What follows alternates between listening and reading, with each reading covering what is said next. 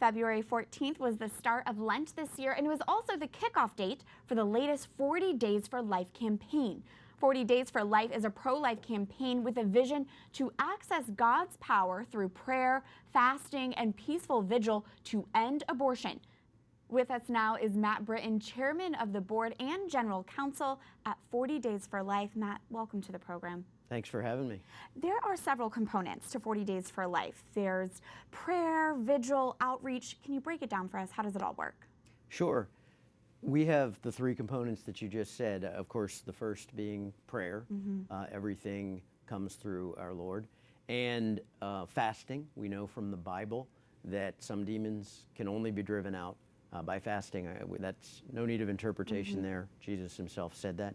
And then community outreach. You mentioned prayer, and it seems in our culture today, prayer is seen as this passive thing. It's not really taking action, but it really is at the heart of your campaign. Yeah, it's everything. You know, we do have to fight this battle in the courts, and we do have to fight it in the legislatures around the country. But frankly, tomorrow there will be new judges, and there will be new judgments, and tomorrow there will be new congressmen and congresswomen and legislators, and there will be new laws.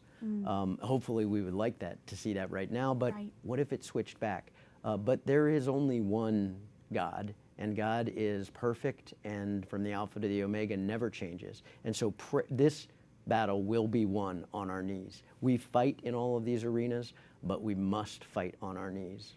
And 40 Days for Life has been so successful. I was looking at your website. Over 14,000 lives have been saved. 170 abortion workers have quit. Can you give us a story? Can you share a story of success that you've witnessed?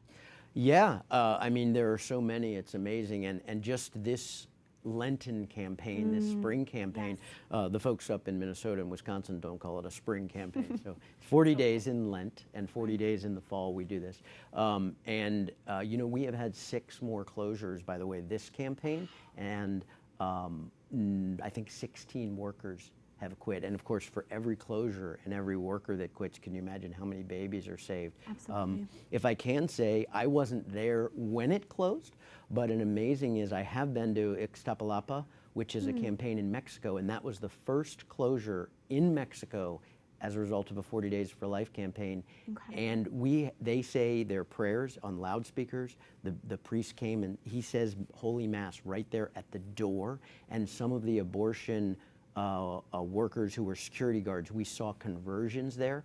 And this year, that campaign closed permanently. And that's the first one in Mexico. But there are so many stories. I would tell you that David B. Wright and I were in Baton Rouge, and we had just left. Unfortunately, we didn't witness this, but Cammie, the sidewalk counselor, told the story, and we were at a dinner later, and they told us about it. And the woman pulled up and went in and came out and went in and came out. It happened 3 times. And Cammie knocked on her window, and she rolled down her window, and she said, "Honey, what's going on in there?" You know, she had that cool Baton Rouge accent. And she said, "I've been in there 3 times, and the last time the abortion doctor himself came out, and they cannot get the needle to pierce my skin." And she said, "Do you want to go back in there?" And she said, "No, my mom and my boyfriend want me to go in there." And someone had donated, I think it was an old bank, and rehabbed it as a pro-life pregnancy center right next door. And of course, it was a nasty abortion clinic, just like they are, and it was a beautiful. She said, "Do you want to see your baby?" And she said, "Yes, I do." And they went over there and gave her the 4D sonogram pictures, and there were a whole host of other things. And that woman chose life. So I would point them to stories like that, and get out there and see your own miracles. Absolutely. And finally, Matt, hearing this, for our viewers who want to get involved, what should they do? Well, they can go on 40daysforlife.com. We now have a magazine that comes out for, you know, a lot of people pray at home and support us. Maybe they're ill or homebound, or they're just afraid. But there's nothing to be afraid of. Just get out there and do something. We have the free magazine, if you'd like that. We have podcasts now, and we have so many resources up. We have an apologetics, and really our daily emails, and the devotional. People come up to me, that's the number one thing. Your devotional is fantastic. We had our rosaries, and a man stopped and he said, "What are y'all doing out here?" Of course, he didn't say y'all. He said, "What are y'all doing out here?" And I said, "We're 40 Days for Life. We're praying to end abortion, and we fast."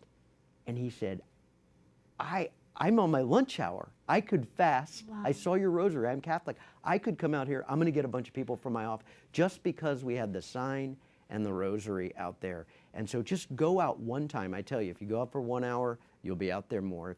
If folks really don't want abortion in their heart, they should go out for 1 hour out of 40 days. A beautiful part of the pro-life movement. Matt Britton with 40 Days for Life, thank you so much. Thanks for having us.